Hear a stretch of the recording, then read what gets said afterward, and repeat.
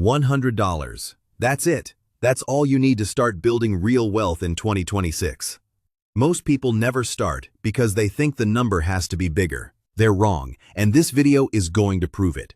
By the end, you'll know exactly where to put that $100, which account to use, what to buy, and the one mistake that kills 90% of first-time investors in week 1. Stay until the end, because that mistake is easy to avoid once you know it. Before I get into it, I'm also going to tell you which mistake most beginners make in week 1 that almost guarantees they lose money. We'll get to that in a few minutes. Here's the thing about investing that schools never teach you. Time beats money. Every single time. Let me show you what I mean with real numbers. If you invest $100 today and never touch it at 10% average annual return, which is roughly what the S&P 500 has returned over the last 50 years, that $100 becomes $1,750 in 30 years. Not exciting on its own, but here's where it gets interesting. If you add just $100 a month on top of that starting point, in 30 years, you have $217,000 from $100 and $100 a month. The math works because of compound interest. Your money earns money, and then that money earns money. It builds on itself. Einstein reportedly called it the eighth wonder of the world. Whether he actually said it doesn't matter. The math checks out. But here's the critical part. Compound interest needs time. The earlier you start, the more time it has to work. A person who starts at 25 with $100 a month will almost always beat a person who starts at 35 with $500 a month. Time is the variable you can't buy back. So $100 is enough. Let's talk about what to actually do with it. Before you invest anything, you need the right foundation. 3 accounts, in this order. First, a checking account. You probably have this already. This is where your income lands and your bills get paid. Nothing changes here. Second, a high-yield savings account, or HISA. This is where your emergency fund lives. Right now, the best HISAs are paying around 4 to 5% interest. That's 10 to 15 times what a standard savings account pays. This is not optional. If you don't have an emergency fund and something breaks your car, your health, you'll pull money out of your investments to cover it. That destroys the compounding we just talked about. A 3-month emergency fund before you invest. That's the rule. Third, a brokerage account. This is where the actual investing happens, and this is what the rest of this video is about. Account open, $100 ready. Now what do you buy? I'm going to save you months of confusion and tell you exactly what the data says. Don't pick individual stocks. Not yet. Maybe not ever. Here's why.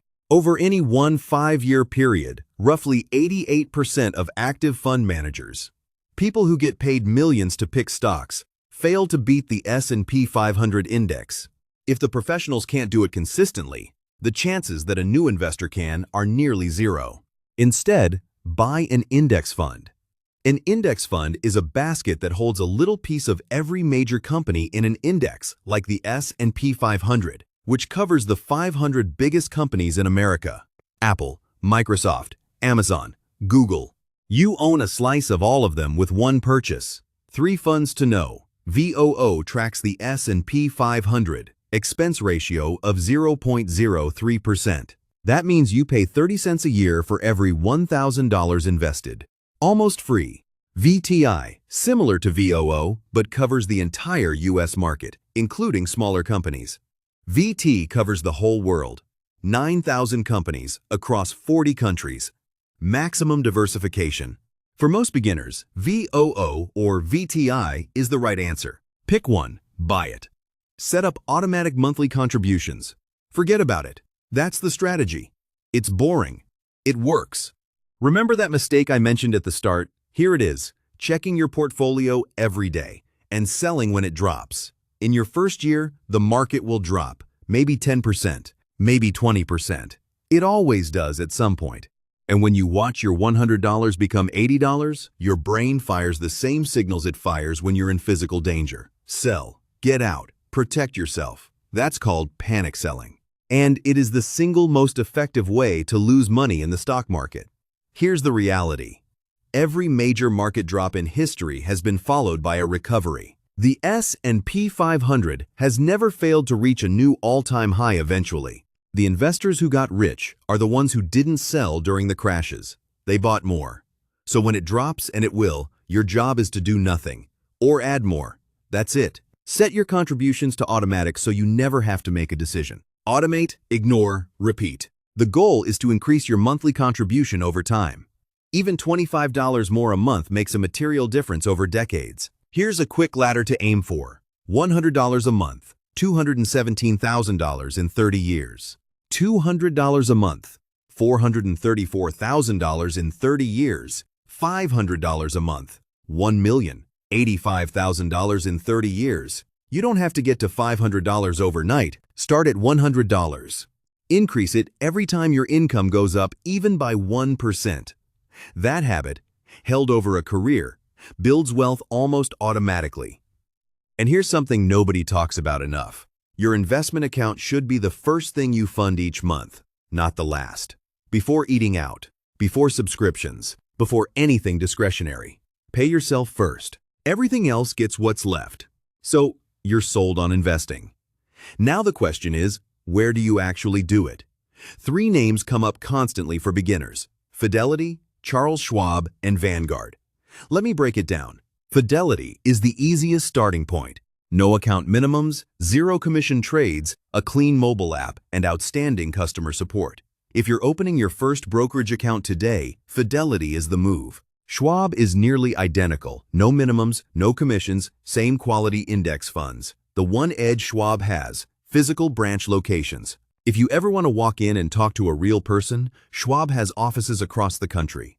Either choice is excellent. Vanguard invented the index fund. Their low-cost philosophy changed the entire industry. But their app is outdated, and their flagship mutual funds require a $3,000 to $1,000 minimum. Start with Fidelity or Schwab, and graduate to Vanguard later if you want. Here's how to open an account. Go to fidelity.com or schwab.com. Click Open an Account, choose Brokerage Account or Roth IRA, and have your Social Security number and bank account info ready. The whole process takes about 15 minutes. You don't need money in the account to open it. Fund it later. The key is just getting the account open today. Now, here's a question almost every beginner asks. Should I open a regular brokerage account or a Roth IRA? They're not the same thing, and the order you do them in matters. A Roth IRA is a retirement account. You put money in after taxes, it grows completely tax-free. And when you withdraw after age 59 and a half, you pay 0 taxes. 0. On potentially hundreds of thousands of dollars in gains. That's the best deal the tax code offers ordinary people. A regular brokerage account has no tax protection, but no limits either. You can pull the money out anytime. No penalty, no age restriction. So which first? Almost always the Roth IRA, especially if you're young. The 2026 contribution limit is $7,000 per year. Max that before you put money into a regular brokerage. The only time you skip the Roth first, if your income is too high. The phase-out starts at $146,000 single, or $230,000 married in 2026. If you're over those thresholds, a traditional IRA or straight brokerage may make more sense. But for most people watching this, open the Roth first. It is the single best tax-advantaged account available to regular people, and most people never use it. All right, let's make this real. Here's your exact 90-day action plan, starting from 0. Week 1. Open your Fidelity or Schwab account. Takes 15 minutes. Done. Week 2. Link your bank account and fund it with whatever you have, even if it's just $25. The amount doesn't matter yet. Getting the system working matters. Week 3. Buy your first share of VOO or VTI. You don't need a full share. Both Fidelity and Schwab allow fractional shares, so $25 buys you $25 worth of the S&P 500. You are now an investor. Month 2. Set up an automatic recurring investment, even $25 a week. Automation removes the emotional decision-making that wrecks most beginners. Month 3. Increase the recurring amount if you can. Set a calendar reminder to review your account once a quarter, not once a week. Looking too often makes people panic sell. That's it. That's the complete 90-day plan. No financial advisor needed. No complicated strategy. No special knowledge required.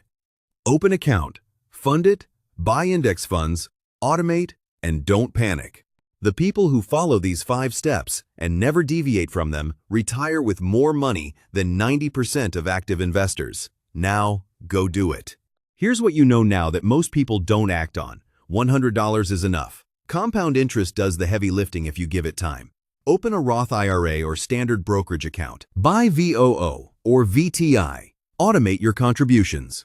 And never sell during a drop. That's the complete beginner blueprint. No fluff, no complexity. If you want to go deeper on building the rest of your financial foundation, the next video covers the exact order to handle your money once you're investing emergency fund, debt, insurance, all of it, ranked by what to do first. Hit subscribe if you want that video in your feed. And drop a comment. What's stopping you from putting that first $100 in? I read every single one. See you in the next one.